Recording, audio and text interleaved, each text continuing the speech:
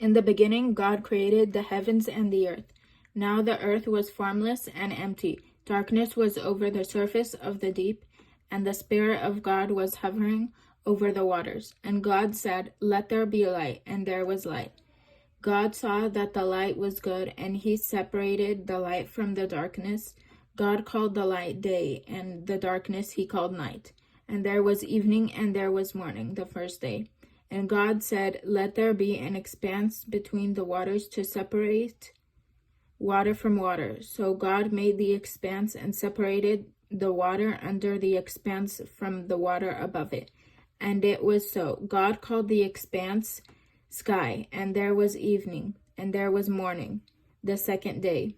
And God said, "Let the water under the sky be gathered to one place, and let dry ground appear." And it was so. God called the dry ground land, and the gathered waters he called seas. And God saw that it was good. Then God said, "Let the land produce vegetation, seed-bearing plants and trees on the land that bear fruit with seed in it according to their various kinds." And it was so. The land produced vegetation, plants bearing seed according to their kinds, and trees bearing fruit with seed in it according to their kinds. And God saw that it was good, and there was evening, and there was morning, the third day. And God said, "Let there be lights in the expanse of the sky to separate the day from the night, and let them serve as signs to mark seasons and days and years, and let them be lights in the expanse of the sky to give light on the earth." And it was so. God made two great lights, the greater light to govern the day, and the lesser light to govern the night. He also made the stars. God set them in the expanse of the sky to give light on the earth, to govern the day and the night, and to separate light from darkness. And God saw that it was good, and there was evening, and there was morning, the fourth day. And God said, "Let the water teem with living creatures, and let birds fly above the earth across the expanse of the sky." So God created the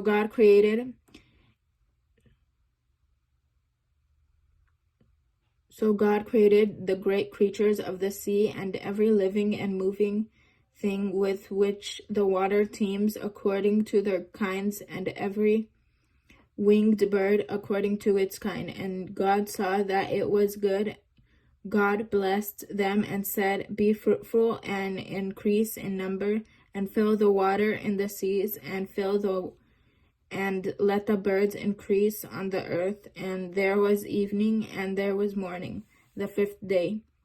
And God said, "Let the land produce living creatures according to their kinds, livestock creatures that move along the ground, and wild animals, each according to its kind." And it was so. God made the wild animals according to their kinds, the livestock according to their kinds, and all the creatures that move along the ground according to their kinds. And God saw that it was good. Then God said, "Let us make man in our image, in our likeness, and let them rule over the fish of the sea, and the birds of the air, over the livestock, over all the earth, and over all the creatures that move along the ground." God created man in his own image. In the image of God he created him. Male and female he created them. God blessed them and said to them, "Be fruitful and increase in number. Fill the earth and subdue it. Rule over the fish of the sea and the birds of the air, and over every living creature that moves on the ground." Then God said, "I give you every seed-bearing plant on the face of the whole earth, and every tree that has fruit with seed in it, they will be yours for food. And to all the beasts of the earth, and all the birds of the air, and all the creatures that move on the ground, everything that has the breath of life in it, I give every green plant for food." And it was so. God saw all that he had made, and it was very good. And there was evening, and there was morning, the sixth day. Thus the heavens and the earth were completed in all their vast array. By the seventh day, God had finished the work he had been doing. So on the seventh day, he rested from all his work. And God blessed the seventh day and made it holy, because on it he rested from all the work of creating that he had done. And all the birds of the air he brought them to the man to see what he would name them, and whatever the man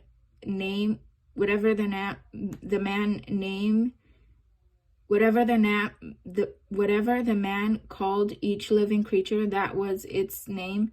So the man gave names to all the livestock, the birds of the air, and all the beasts of the field. But for Adam no suitable helper was found, so the Lord God caused the man to fall into a deep sleep, and while he was sleeping, he took one of the man's ribs and closed up the place with flesh. When the Lord God made a woman from the rib he had taken out of the man, and he brought her to the man. The man said, "This is now bone of my bones and flesh of my flesh. She shall be called woman, for she was taken out of man. For this reason, a man will leave his father and mother and be united to his wife, and they will become one flesh." The man and his wife were both naked, and they felt no shame.